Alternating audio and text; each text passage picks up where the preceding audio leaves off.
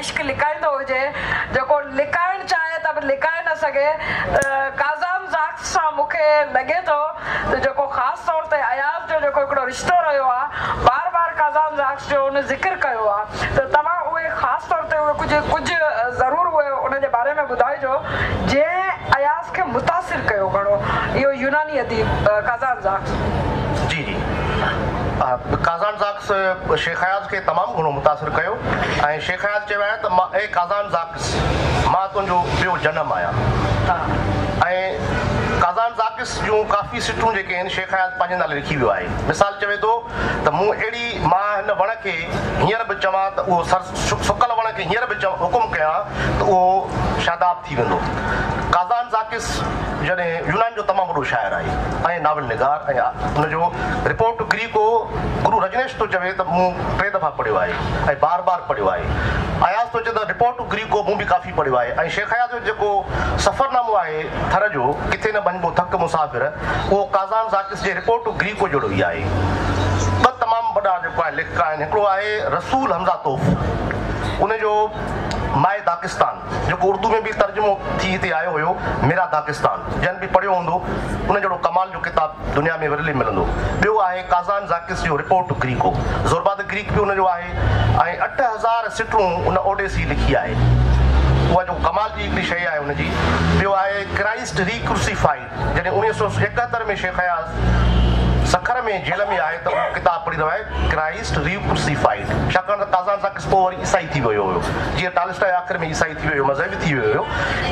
त काज़ान ज़ाक्स जो जेको नसुर आहे जेको जॾहिं अस्पताल में बीमार आहे त हिकिड़ी छोकिरी हुनखे चवे थी त you are great poet yes I am great poet of Greece चईसि तूं अज़ीम शाइर आहीं उहो यूनान जो मां तोखे पढ़ी हिते ॿुधी आहीं तूं बीमार आहीं चई हा मां बीमार आहियां पर हींअर बि जेकॾहिं गिदामड़ी जे वण खे मां हुकुम कयां त इहो जेको आहे ॿूर हुन में अची वेंदो। अहिड़े क़िस्म जूं सिटूं लातादार सिटूं आहिनि उन रिपोर्ट ग्रीको जे अंदरि बि ऐं उनजे हवाले सां बि। त शेख अयाज़ साहिबु जीअं मूं चयो त तमामु घणो पढ़ंदड़ हुयो त उन ते मुख़्तलिफ़ शाइरनि जो असर बि रहियो आहे पर काज़ान ज़ाक्स जो तमामु घणो असरु रहियो आहे। उन करे शेख अयाज़ जे नसुर में जेको काक कुरिया कापड़ी आहे जॾहिं असीं पढ़ूं था शेख अयाज़ खे ऐं उनजे मुख़्तलिफ़ डायरनि में त हिन काज़ान ज़ाक्स खे कहिड़े दौर में पढ़ियो आहे ऐं वरी उन दौर जो नसुर बि ॾिसूं था। ऐं काज़ान ज़ाक्स जो जेको क्रेट जे बेटनि ते उहो लिखे थो या किरदारनि ते लिखे थो उहो शेख अयाज़ जे किथे न वञिबो थक मुसाफ़िर में तव्हांखे नज़र ईंदो। ऐं काज़ान ज़ाक्स जा ॿिया बि जेके उनजा शाइरी जा पासा आहिनि उहे बि अयाज़ जी मुख़्तलिफ़ नसुर में मुख़्तलिफ़ शाइरी में उहे नज़र अचनि था। ऐं काज़ान ज़ाक्स हिकिड़ो उनजी ख़ूबी उहा बि आहे त जेकॾहिं को हिकु दफ़ो पढ़े थो उनखे त उहो उन ते तमामु घणो असरु रखे थो। ऐं शेख अयाज़ जीअं त तमामु हिकिड़ो सिलेक्टिव हुयो ऐं दुनिया जा शाहकार उन पढ़िया हुया ऐं ख़ुदि उन्हनि ते उनजो पंहिंजो रायो हूंदो हुयो। अहिड़ी तरह मां सम्झां थो शेख अयाज़ ते तमामु घणो असरु। तव्हां दुरुस्त चयो त शेख अयाज़ बार बार न रुगो उनजो ज़िक्र कयो आहे पर उन ज़िक्र अहिड़े तरीक़े सां कयो आहे त मां सम्झां थी त शेख अयाज़ जो केर बि पढ़ंदड़ अहिड़ो शायदि ई हुजे जंहिं उनजो ज़िक्र पढ़ी काज़ान ज़ाक्स जा नावल ॻोल्हण शुरू न कया हुजनि। ऐं मां पंहिंजे लाइ बि चवां त उनजा तक़रीबन सभु नावल जेके आहिनि से उहे मूं अयाज़ जे रेफरेंस जे तौर ते मूं उनखे पढ़िया आहिनि। मां जेको आहे सो तव्हां न अचां डॉक्टर मजीद चांडो साहिबु हिकिड़ो जेको आहे सो हिनजो अयाज़ जो जेको आहे सो कुझु सिटूं कोट कंदसि। अयाज़ चयो आहे त मां सियासी जानवर न आहियां पोइ बि तारीख़ मूंखे सियासत ॾांहुं धिके उन सां सिलाड़े छॾियो आहे। पोइ उन हिकिड़ो जेको आहे सो हिकिड़ो मिसाल ॾिनो आहे त सरमद बि सियासी माण्हू न हुयो हू बि तारीख़ जे तूफ़ान में वेड़जी वियो ऐं आख़िरकार औरंगज़ेब हथां मारिजी वियो। इहो कॾहिं कॾहिं ईअं थींदो आहे त वक़्तु ऐं तारीख़ ख़ासि तौर ते पंहिंजे क्रिएटिव जेके उनजा सोल आहिनि जेके तख़लीक़ी रूह आहिनि उन्हनि खे तारीख़ पंहिंजे साम्हूं बीहारे छॾींदी आहे। ऐं उन खां पोइ जेका असां उनजी हिकिड़ी जेका असां हिकिड़ी उनजे उन दौर जी सियासत उन दौर जी जबर उन दौर जे जाबरनि सां उन्हनि जो मुक़ाबिलो हूंदो आहे। हिकिड़ो कुझु ॿ सिटूं ॿियूं बि आहिनि त जर्मनी हिकु सदी में कांट हेगल फ्यूरबाख ऐं मार्क्स पैदा कया ऐं ॿी सदीअ में हिटलर हार्मन गोयरिंग गोबल्स ऐं बोरमैन पैदा कया। पोइ लिखे थो त क़ौमी किरदारु बेमाना आहे। तव्हां उन पूरे जेको ख़ासि तौर ते 20 सदी जी सियासत ऐं 20 सदी जो जेका असां अदब जो उफ़क़ घणो करे रूसी जेका असां समाज रहियो, रूसी जी नज़रियो माना रूसी इनकलाब या रूसी अदब, इन जी कॾहिं कॾहिं असां ॾिसूं था त किथे किथे पाण में वेड़ थिए थी। मिसाल जे तौर ते जीअं हुन चयो आहे त तारीख़ मूंखे हुनजे साम्हूं बीहारे छॾियो आहे, स्टालिन आहे, स्टालिन जे साम्हूं पेस्टरनाक आहे। वरी जेका असां अञा उहा हिकिड़ी जबरियत असां ॾिसूं था, उन जबरियत खे ललकारींदड़ अगरि केरु आहे उन दौर में त उहो हिकिड़ो अदीब आहे। त हिकिड़ो उहो अदीब बि आहे जेको इंसानियत जी इज्तिमाही इश्तराकियत वारे फ़लसफ़े तहत उहो ई पार्टी लाइन लिखे थो। ॿियो आहे जेको हुनजो मुख़ालिफ़ बीठो आहे। तव्हां इन सॼे हलचल खे अयाज़ वटि कीअं था ॾिसो? महिरबानी तव्हांजी। बेसिकली अदब या लिटरेचर जो न, पर मां सियासत जो माण्हू आहियां ऐं सियासत जो प्रोफेसर या उस्ताद आहियां।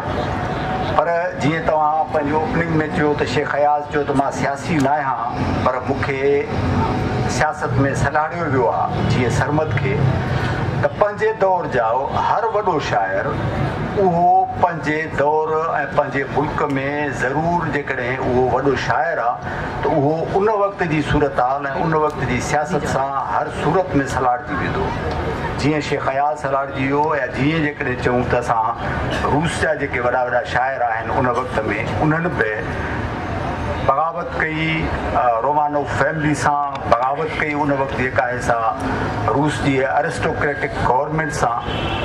त उन लिहाज़ सां जेकॾहिं ॾिठो वञे त असां वटि ॿ शयूं हिकिड़ियूं जेका आहिनि से अञा ताईं मुंहिंजे ख़्याल में त पाकिस्तान में न पहुतियूं आहिनि या सिंध में न पहुतियूं आहिनि, जेको मुंहिंजो पंहिंजो आहे, जेको मूं ॾिठो ऐं पढ़ियो आहे। हिकिड़ो इहो आहे त वॾे में वॾी हिकिड़ी नाइंसाफ़ी अदबी मोर्के ते या मोर्चे ते बाल्शविक इनकलाब सां थियो आहे। उन सां नाइंसाफ़ी थी आहे मुंहिंजी नज़र में। वॾा वॾा लिटरेरी माण्हू वेठा आहिनि ऐं बहस तलब आहे। ऐं ॿियो वॾी नाइंसाफ़ी वरी स्टालिन सां थी आहे, जंहिं हिकिड़ी जेका आहे सा पंहिंजे दौर में पंहिंजे मुल्क खे या पंहिंजे हिकिड़े खे जेको अॻिते आंदो ऐं पंहिंजे दौर जो वॉयल रीड हिकिड़ो जेको आहे सो लीडर बि रहियो। ऐं बदकिस्मती हुन सां उहा थी, जीअं हाणे हिते साईं वारनि बि ज़िक्र कयो त आना अख़मतूफ़ा जो, त उहा जेका आहे सा स्टालिन जे ज़ुल्म ऐं इन्हीअ जो जेको आहे सो शिकार रही। पर साॻे वक़्तु मां चवां त स्टालिन जी मनपसंदि जेका आहे सा शाइर आहे रूसी लिटरेचर में जेकॾहिं आहे त उहा आना अख़मतूफ़ा आहे ऐं उहा रिकॉर्ड ते आहे रशियन लिटरेचर में। हाणे रशियन लिटरेचर खे उन जा असां ते कीअं असर पिया मुख़्तलिफ़ क़ौमुनि ते आज़ादी जी तहरीकुनि में ऐं उन वक़्त में, त रशियन लिटरेचर बेसिकली जेको आहे सो उन जा फाउंडेशन्स जेके आहिनि से कंहिं दौर में एरिस्टोक्रेटिक आहिनि। उन खां पोइ उते जेका कैलर्जी आहे, चर्च आहे, उन जो जेको आहे सो उन्हनि ते आहे। ऐं रूसी लिटरेचर सॼे में जेकॾहिं तव्हां ॾिसंदव, ऐं शेख अयाज़ खे वरी उन में मां उन खां अॻिते ऐं वधीक हिकिड़े जेको आहे सो वुसतुनि ते या हिकिड़े जेको आहे सो वॾी हिकिड़ी आफ़ाक़ी हैसियत में उनखे मां ॾिसां थो त रूसी लिटरेचर में what I understand what I went through, त उन में हीरोज़ जो किरदारु एतिरो कोन्हे। टॉल्स्टॉय जेकॾहिं वार एंड पीस लिखियो आहे त नेपोलियनिक वार्स जेके आहिनि उन ते मुख़्तलिफ़ जेको आहे उन्हनि खे लिखंदो आयो। ऐं उन में टॉल्स्टॉय आहे या दोस्तोयेव्स्की आहे त को हीरो जो एॾो वॾो किरदारु उहो करे पेश करे, उहो रूसी लिटरेचर पेश न करे सघियो हो। उन जे मुक़ाबले में मां सम्झां थो त इंग्लिश लिटरेचर वधीक उहो किरदारु पेश कया। जीअं शेक्सपियर वटि रोमियो एंड जूलियट आहे, या उन वटि हिकु ॿ ॿिया किरदार आहिनि जेके मूंखे हींअर यादि न आहिनि जे इंग्लिश लिटरेचर जो को माण्हू वेठो हुजे। या वरी जेको आहे सो शेले वटि किरदार आहिनि जेके बेसिकली किरदार शेले वटि जेके आहिनि से आहिनि ग्रीक गॉडेसिस जा। पर उन जे बावजूद बि शेले उन्हनि खे पंहिंजे रूप में पंहिंजे हिकिड़ी जेका आहे सा रंग में पेश कयो आहे। त अहिड़े तरीक़े सां रूस वटि हीरोज़ जो जेको हिकिड़ो लिटरेचर में असां नथा ॾिसूं त इन वॾे पैमाने ते हुजे, जंहिंमें शेख अयाज़ जेको आहे सो असांखे ओपेराऊं ॾिनियूं, दोदे सुमरे जो मौत या अहिड़ा ॿिया जेकी ॿी शाइरी आहे। त उन लिहाज़ सां शेख अयाज़ रूसी लिटरेचर खां बि हिते जेकॾहिं ॾिसूं त उन खां मुतासिर थी क्रिएट कयो पंहिंजी जेका आहे सा हितां जी जेका माहौल हितां जी जेके क़ौमी मसाइला ऐं हिनखे छो त उन वक़्त में 19वीं सदी जे आख़िर ऐं 20वीं सदी जे शुरू में क़ौमी तहरीकूं पंहिंजे उरूज ते पहुतियूं ऐं क़ौमी तहरीकुनि जनम वठणु शुरू कयो ऐं उहो जनम ख़ासि तौर ते वरी बाल्शविक इनकलाब खां पोइ वधीक जेको आहे सो तेज़ी सां आयो त उन में बि हिकिड़ो जेको आहे किरदारु जीअं त असां हिते ॾिसूं साईं जी एम सेठ जो किरदारु आहे हिकिड़ो जेको आहे सो क़ौमी तहरीक में हैदर बख़्श जतोई जो किरदारु आहे हारी कॉन्फ्रेंस आहे या हारी जेका आहे सा हिकिड़ो तनज़ीमूं ठहियूं आहिनि हारी कमेटी थी ठहे 1930 में त इहे जेके बि आहिनि इहे यकीननि इहे जेके आहिनि से रशियन लिटरेचर खां मुतासिर थी हिते जेके कया विया पर इनकलाब कंहिं हारी इनकलाब या मज़दूर इनकलाब जो नालो न आहे इनकलाब में हुसन बि आहे इनकलाब में शाइरी बि आहे पोएट्री बि आहे सोशल ॿिया बि इशूज़ आहिनि त इन लिहाज़ सां जेकॾहिं ॾिसूं त शेख अयाज़ ते जेके असर पंहिंजा हुन रशियन लिटरेचर जा पिया ऐं रशियन जेके डिसिडेंट्स जेके हुया जेके मुख़ालिफ़ जेके आहिनि से कम्युनिस्ट पार्टी जा रहिया उन्हनि खे शेख अयाज़ वधीक हिकिड़ो जेको आहे सो ओन कयो ऐं पंहिंजो कयो फॉर एग्ज़ाम्पल 5 नोबेल प्राइज़ जा माण्हू आहिनि जिन खे रशियन लिटरेचर में 5 नोबेल प्राइज़ मिलिया 5 नोबेल प्राइज़ में जेका घणो आहे त सोल्जेनित्सन ऐं कंहिंजो ज़िक्र आहे शेख अयाज़ वटि कंहिंजो बोरिस पास्टरनाक जो शोलोखोफ जो जेको पंहिंजे ॼम खां वठी 84 में मरण ताईं बि उते जेको आहे सो रहियो छा में रशिया में ऐं वो बि उते पर हुनखे बि जेको आहे सो नोबेल प्राइज़ मिलियो हुयो त उनजो ज़िक्र घटि थो मिले त शेख अयाज़ जेके हिकिड़ा एंटी इंपीरियलिस्ट जेके असर वरिता उहे असर हुन तमामु वॾा वरिता ऐं उहे उन ते दोस्तोविस्की जा असर आहिनि उहे कंहिंजा सोल्जेनित्सन खां वधीक जेको आहे सो चेखोफ जा आहिनि या शोलोखोफ जा आहिनि निबाकोफ जा आहिनि ऐं उन जो मां तव्हांखे हिकिड़ो थोरो ॿ जेकॾहिं इजाज़त ॾियो त हिकु अधु पेज पढ़ी ॿुधायां त शेख अयाज़ दोस्तोविस्की जी जॾहिं ज़िक्र करे थो त हे पंहिंजी मुलाक़ात as a vice chancellor A K. Brohi सां पियो थो करे इस्लामाबाद एयरपोर्ट ते उन में लिखे थो त एयरपोर्ट ते वेठा आहिनि त उते ॻाल्हि थी हले त ब्रोईअ चयो त अॻिते अची वेह त ॻाल्हि ॿोल कयूं हू मूंसां पंहिंजे मुताले या दानिश्वरी जी ॻाल्हि पहिरियों कंदो हो ख़ैराफ़ित पोइ पुछंदो हो हिन चयो अयाज़ मूं दोस्तोविस्की जो नाविल पज़ेस्ट सारी राति पढ़ियो आहे छा त नाविल आहे हिकु इनकलाबीअ जी हिन कहिड़ी चङी किरदार निगारी कई आहे मां चाहियां थो त जनरल ज़िया खे इहो नाविल पढ़ण लाइ ॾियां तक़रीबी माण्हू कहिड़ा न नफ़रत ख़ेज़ थियनि था मूं हुनखे जवाबु ॾिनो यानी अयाज़ थो जवाबु ॾिए मूं हुनखे जवाबु ॾिनो त साईं जे अव्हां इहा गुस्ताखी न सम्झो त मां अव्हांखे ॿुधायां त मूं इहो नाविल 2 भेरा पढ़ियो आहे पहिरियों भेरो कराची में पढ़ियो हुउमि जॾहिं BA पढ़ंदो हुउसि ऐं ॿियो भेरो सखर में पढ़ियो हुउमि जॾहिं अव्हां सईद मोहम्मद शाह जे केस में आया हुआ मूं दोस्तोविस्की जा सभु नाविल पढ़िया आहिनि मुंहिंजी अव्हांखे गुज़ारिश आहे त अव्हां हिन जो नाविल क्राइम ऐं पनिशमेंट पढ़ी ॾिसंदव त अव्हां खां वकालत विसरी वेंदी उन ते हुन चयो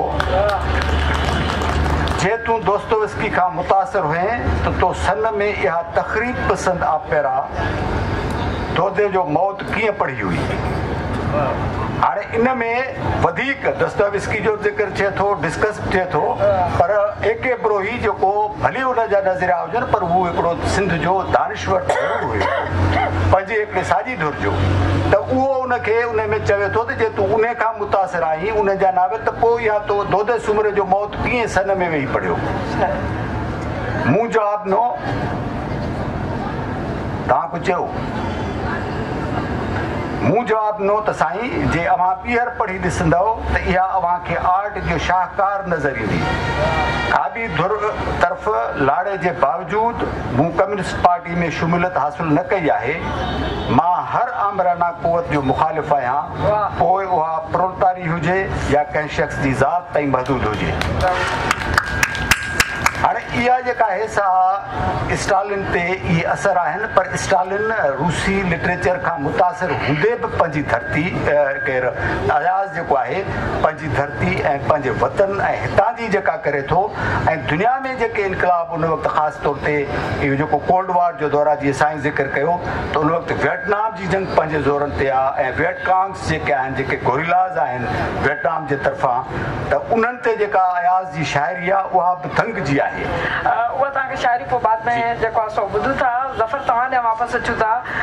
ज़िक्र थियो त जेका असां आमरियत ऐं अयाज़ जो मां सम्झां थी त शायदि ई का शायदि त बल्कि यकीनन का अहिड़ी सिट अयाज़ न सरजी हूंदी जंहिंखे को बि आमिर अॼु पंहिंजे जेके आहे दिफ़ा लाइ इस्तेमालु करे सघे।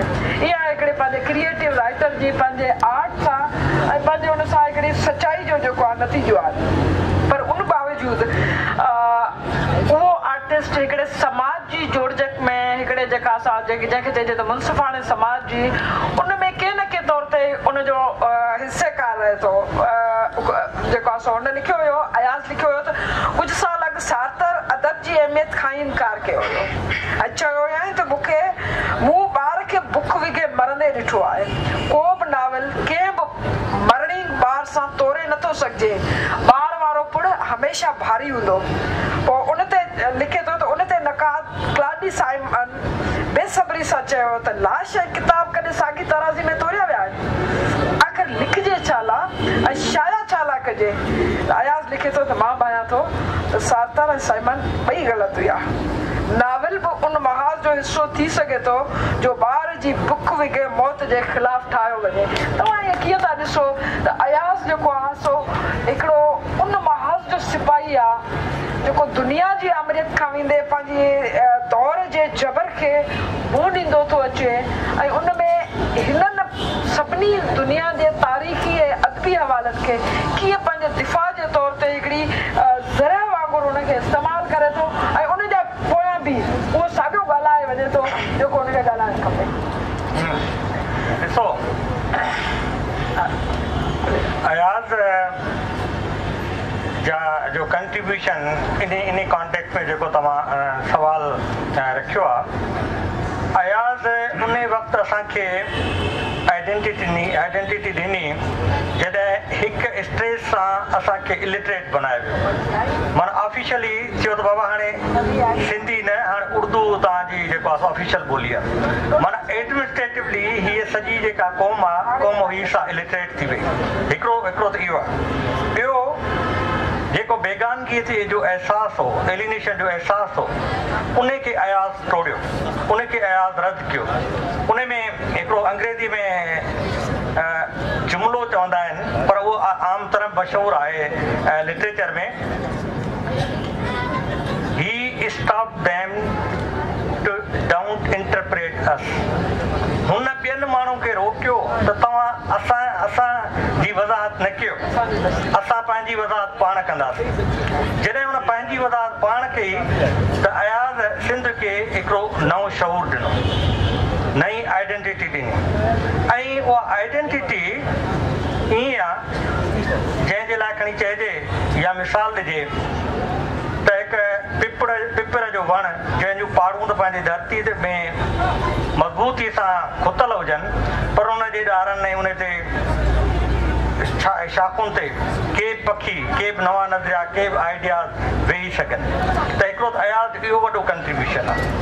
ॿियो जीअं मूं पहिरीं ॻाल्हि कई त जॾहिं विरहाङे खां पोइ ऐं ख़ासि तरह सां वञण जे दौरान जॾहिं असां ओपराइप जो शिकार हुआसीं त अयाज़ हिकिड़ो वॾो कंट्रीब्यूशन एंथ्रोपोलॉजिकल चऊं, वॾो कंट्रीब्यूशन आहे अयाज़ जो। उन खे लिटरेरी ज़बान में चवंदा आहिनि जाग्राफिक एंथ्रोपोएटिक एक्सप्रेशन।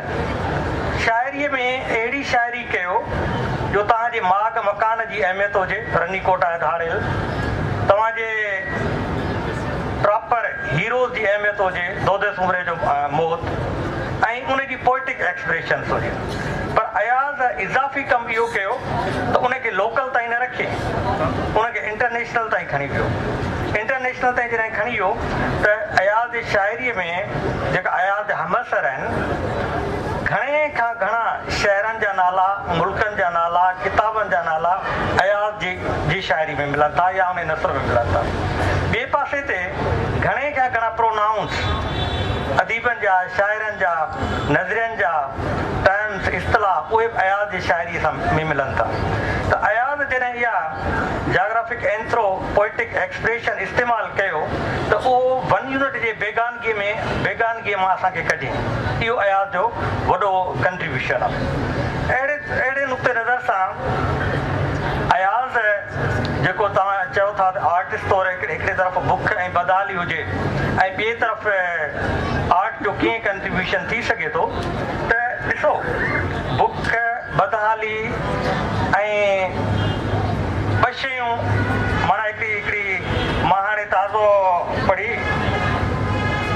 टिनि जुल्दनि में रेशन हिस्ट्री लिटरेचर जी मजीद साहब उन में इंट्रेस्टिंग ॻाल्हि आहे त जेके बि असां वटि पॉपुलर नाला आहिनि उहे लिटरेरी उते एॾा लिटरेरी क़ाबिल क़बूल न आहिनि। मिसाल तौरु माउ नॉविल आहे, माउ खे हू पॉलिटिकल नॉविल था सम्झो।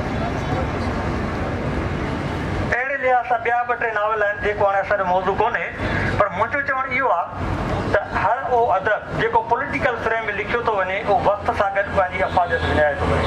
हर उहो अदीब हर उहो लिटरेचर जेको आर्ट ऐं धरतीअ सां ब्रॉडर सेंस में जुड़ियल आहे उहो ई जावदान रहे थो, उहो ई अहमियत ॾेई सघे थो, उहो ई शयुनि खे रिलेट ऐं मुस्तक़बिल सां जोड़े सघे थो।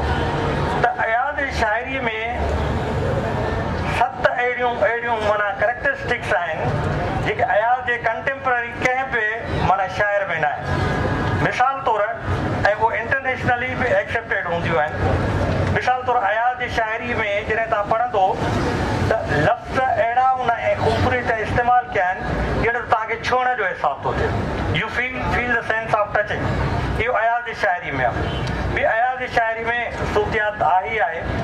ॿी ख़ासि तरह अयाज़ जी शाइरी में जेका ख़ासि ॻाल्हि आहे पीड़ा दर्द जो अहसासु उहा बि हिकिड़ो एलिमेंट आहे जेको ॿियनि शायदि शाइरी में न हुजे। ऐं गॾोगॾु अयाज़ जो जेको ख़ासि कंट्रीब्यूशन आहे त उनखे अंग्रेज़ी में चवंदा आहिनि ऑल फैक्ट्री माना ख़ुशबुनि जो अहसासु थिए शाइरी में। इहो सिर्फ़ु अयाज़ जी शाइरी पढ़ो त ख़ुशबू जो अहसासु ॿिए कंहिं बि सिंधी शाइरी में मुंहिंजो घटि मुतालियो आहे पर मूं माना न ॾिठी आहे। ऐं ॿी तव्हां पढ़ो ऐं तव्हांखे हाणे वाइट विटमैन चयो आहे त शाइरी उहा आहे जॾहिं तव्हां पढ़ो ईअं लॻे त तव्हां कंहिं गरम शइ ते हथु रखियो तव्हां में अंदर में गर्मी महसूसु थिए। या जीअं खटी मिठी शइ खाईंदा आहियूं या बाहि में हथु विझंदा आहियूं सड़ी पवंदो आहे लहस ईंदी आहे। त अयाज़ जी शाइरी में जंहिंखे चवनि था टैक्टिकल सेंस उहो अयाज़ जी शाइरी में आहे। तव्हांखे पढ़ी गर्मजोशी जो अहसासु थींदो। तव्हां हिकिड़ी नई कैफ़ियत में जीअं मिसाल तौरु राजा ॾाहर जे धीरनि ते जेको नज़म आहे तव्हांखे पढ़ी अजीब कैफ़ियत महसूसु उहा अयाज़ जी शाइरी में महसूसु थी सघे। ऐं ॿियो ऑर्गेनिक सेंस केमिस्ट्री जे कॉन्टेक्स्ट में न ऑर्गेनिक सेंस माना तव्हांखे अंदर में दर्द जो अहसासु थिए एज़ एन इंडिविजुअल कलेक्टिव न एज़ एन इंडिविजुअल उहो अयाज़ जी शाइरी में आहे। त पीड़ा दर्द अफ़लास पंहिंजी जाइ ते पर उन जी जेका आर्टिस्टिक एक्सप्रेशन आहे उहा बि इन्हनि सफ़रिंग्स खे इन्हनि खे घटाइण लाइ मुख्य किरदारु अदा करे थी। त मुंहिंजो समराइज़ मां हीअं थो कयां त अयाज़ में जेके वर्ल्ड लेवल ते जेके कैरेक्टरिस्टिक्स आहिनि उहे मौजूदु आहिनि। साॻिए वक़्तु धरतीअ जूं जेके ज़रूरतूं आहिनि अयाज़ जी शाइरी में उहे मौजूदु आहिनि ऐं इनफ़रादी जेके फीलिंग्स आहिनि उहे मौजूदु आहिनि। अली आकाश तव्हां ॾे अचूं था ऐं अॼुकल्ह जे ख़ासि तौर ते हमसर अदब जे हवाले सां अचूं था। हिकिड़ो दौरु उहो आहे जंहिं दौर में बल्कि ईअं चइजे त 20 सदी उहा आहे जेका तहरीकनि जी त सदी रही ऐं कम्युनिकेशन जी टेक्नोलॉजिकली सदी न हूंदे बि दुनिया हिक ॿिए सां ॻंढियल रही। ऐं ही अॼोको दौरु ऐं अॼोके दौर जो अदीब ईअं महसूसु थींदो आहे